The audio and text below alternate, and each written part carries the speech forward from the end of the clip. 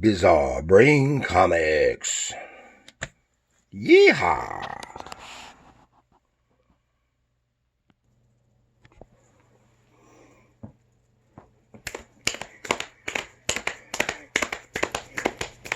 Whoa, whoa there, Nightmare. Oh, good, good horse. Yeah. Yeehaw! Ha ha! Yeehaw! Howdy, folks. Yeehaw! The caps never shoot. Huh? Yeehaw! I am the Trigger Kid, here once again to tell you tales of the Wild West that never was. And welcome again to Bizarre Brain Comics.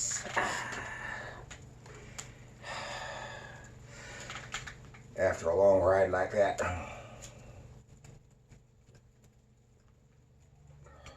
feel like I've been rode hard and put away wet. Need something to wash down the trail dust. Ooh, and welcome to Bizarre Brain Comics.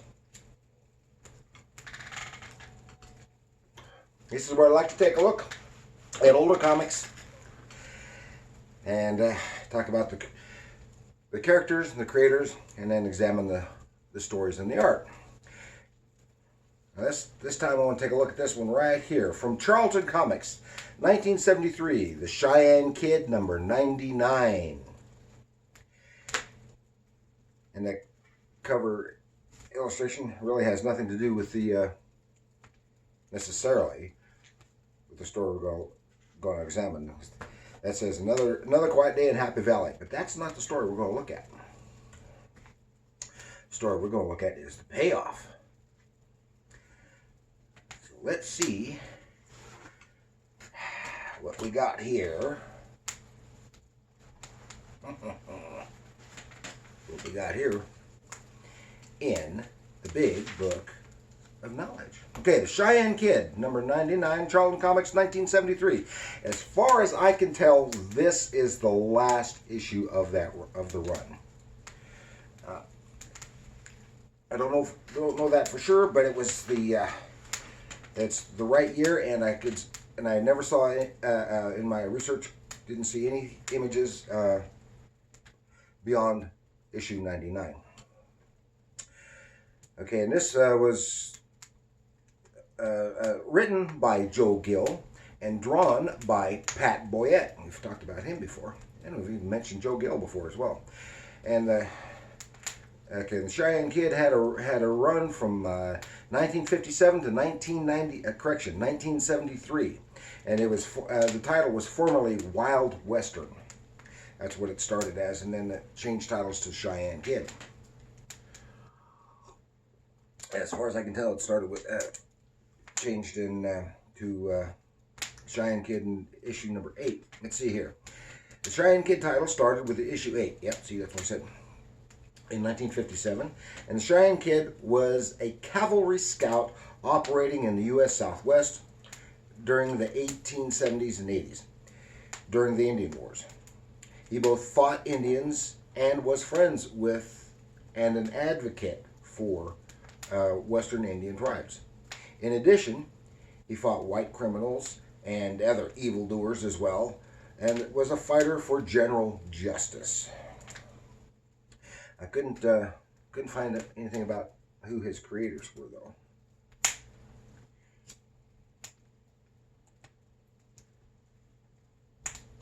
I wouldn't be a bit surprised if it was Joe Gill was one of them. And Joe Gill was the writer from 1919 to 2006. And he was an American magazine and comic book writer, primarily for Charlton Comics. Among others, he co-created Peacemaker with Pat Boyette, Judo Master, and Captain Atom with Steve Ditko. He is generally considered one of the most prolific comic writers, regularly writing many titles concurrently. He served in the Navy during World War II, and he started writing for Timely, later Marvel, in the 40s. and he wrote steadily for Charlton from the 50s through to the 80s. During the 40s, he became friends with fellow comic writer and future detective fiction writer Mickey Spillane. You know Mike Hammer? Yes. And Gill's prolific writing covered the whole gamut of comic genres, from superheroes, humor, westerns, and war. And I didn't see any reference to, but I'm sure he wrote a lot of horror as well. Probably some romance.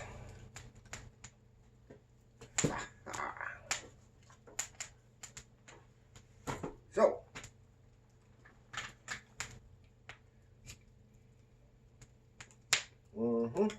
let us ride along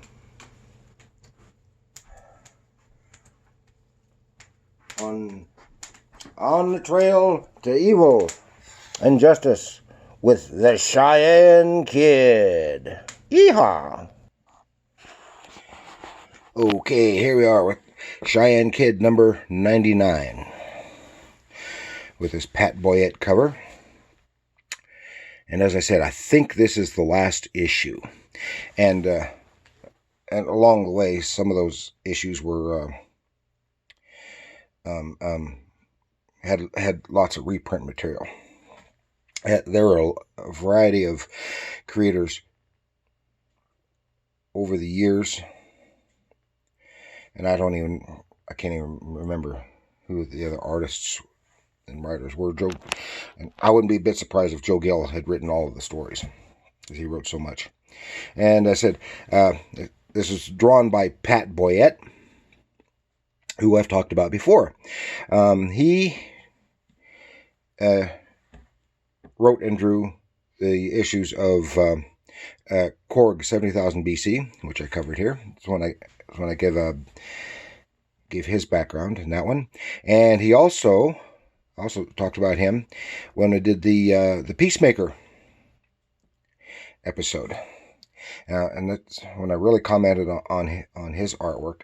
In that one, he had the most background detail that I think I've ever seen by Pat Boyette. I mean, intricate detail and some great draftsmanship. And here we are. Pat Boyette, he drew a lot of stuff. He, of course, did some of the Phantom for Charlton. He even did some of the humor stuff. I think I have an issue of Scooby-Doo in which he drew, or at least inked. I think. There's no credits for it, but it sure, his inking style just makes me think of him.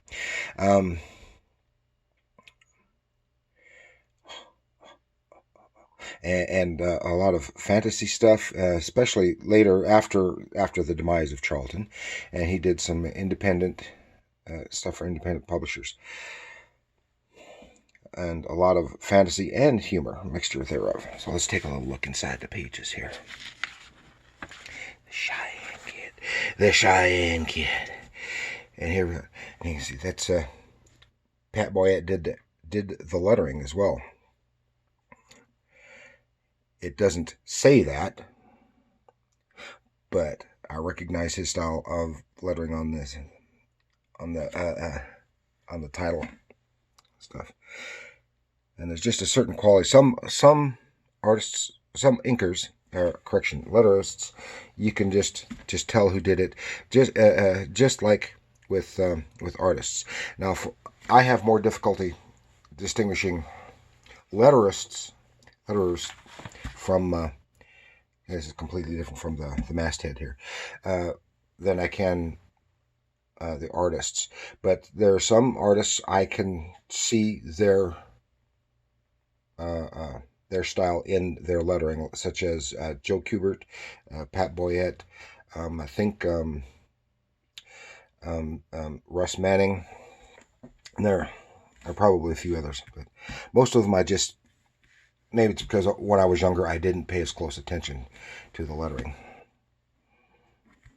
And lettering isn't as big a deal to me, but you gotta have decent lettering. My lettering sucks, but it's better than some people's. Here we go. Cheyenne Kid, the Payoff. And here he is, just whipping the heck out of these horses here, pulling that wagon, because he's being, seems to be being chased by some Indians. And in this wagon he is transporting the payroll for the fort, from one fort to another, and it's way overdue, and he's being chased, and then someone shoots at him. Says, "This war party won't leave any witnesses alive." They kept catching up to him. And this is when he loses, and he's losing a wheel. So the buckboard crashes, and there he is. Crashed and apparently knocked out. And this is how we find out, oh, these aren't real Indians. They're white men in disguise. Yeah, that happened a lot. And you can kind of tell because the hairy chest, and these guys got some, especially I see over here, the facial hair on this guy. It's not to say that the American Indians had no body hair and no facial hair, but they just had sparse hair. Anyway, well, the white man had lots of hair. And this guy here's they're busting, going to take the payroll and shoot the Cheyenne Kid. Well, here's this real Indian here observing, and he happens to be a friend of Cheyenne Kid. He starts plinking away at these guys, and they scatter. They don't even get a chance to get the payroll. Don't get a chance to shoot him. Well, then he shows up, and you're just paying possum. Yeah. Cheyenne was laying there. He's, well, thank you. What's his?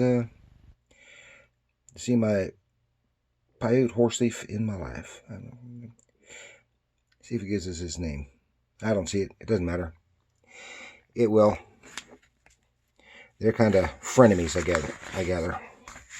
So they're wondering why these white men are pretending to be Indians. They take axe and bust into the lockbox, and there's no money in it. Just slips of paper, cut up, torn up pieces of paper.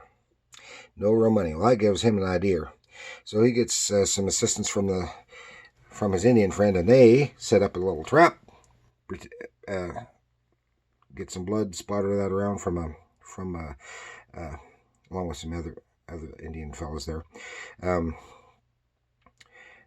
Kill a rabbit and spread the blood around, because hey, they're going to eat the rabbit a little bit later, and then drag Cheyenne away from the wagon, and then they go farther away, and they set up their camp, leave his boot and hat and some of his clothes laying around. And so he takes one of the horses from the wagon and says so long to his Indian friends. And they said, but if you need some help, just light a big old fire and we could follow the smoke to you. I said, okay, that's a signal fire. So he tracks those fake Indians and sees them at a camp, and they're being met by their boss, who happens to be the captain who has sent out that payroll, and he's meeting up with the thieves. Well, it tells them a story. They didn't get the money, but there was no money, so they've got to. And found out because he tracked them, and there was saw what the trick, and they fell for the trick that they had played with the blood and the drag marks, etc.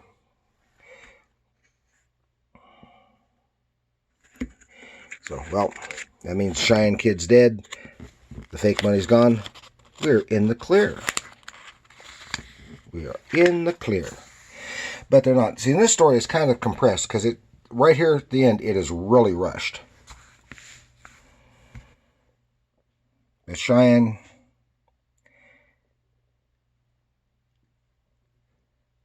Cheyenne Kid, he follows the guy. It turns out he's not really the captain, because the real captain is in disguise, is a captive, and the Cheyenne Kid sees where he's being held captive, and the guy who was pretending to be the captain, the payroll officer, is right there, but one of the bad guys is sneaking up behind him, and Cheyenne shoots him. Boom! And because he had set up a big old fire. This is right there. He built a signal fire, and his Indian friends are there to back him up, because the guy who was about to shoot Cheyenne got shot himself. And they capture the fake captain. The real captain is back in place, and they recover the stolen money. Da-da! See, this book had actually has 3 stories in it. It's a short format, which sometimes is good, sometimes not so good, because you don't get as, like here, it's really rushed. The whole bunch is really rushed on this last page. And then he is there's a second story. This is not Cheyenne Kid story. This is Apache Red, who I really liked. And then in the end is another Cheyenne Kid story.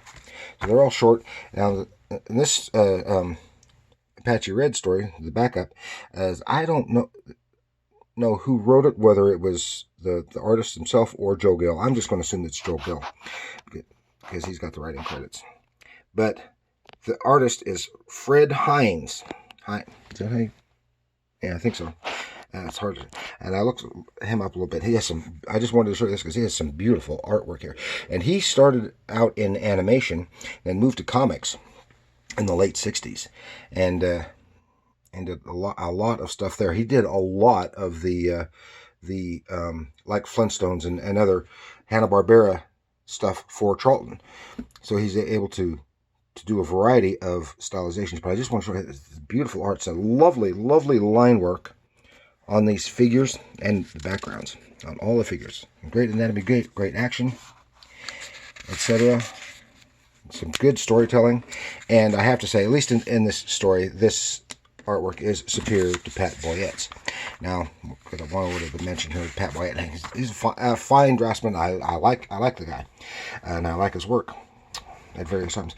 But he has good storytelling, but especially in this story, it is very, very stiff. Everything is stiff, and there isn't a whole lot of action in the action. But it has good storytelling. I mean, he's slick and professional, and he is a quality artist.